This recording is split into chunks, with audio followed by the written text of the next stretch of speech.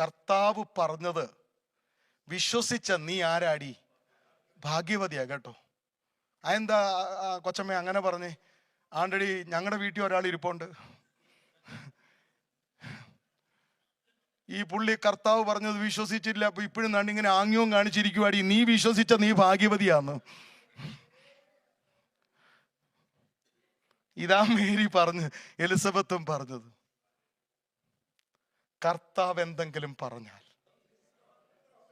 വീട്ടിൽ ചെന്നിട്ട് ആമേൻ പറയരുത്, ഇവിടെ വെച്ച് ആമേൻ പറഞ്ഞേക്കണം.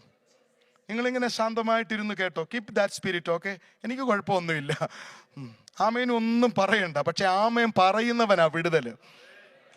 ഒരു വചനം കേൾക്കുമ്പോൾ അത് അബ്രഹാം എന്ത് ചെയ്തെന്നാ? അബ്രഹാം ദൈവത്തിന്റെ വാഗ്ദത്തത്തിൽ വിശ്വസിച്ചു, അത് നീതിയായി.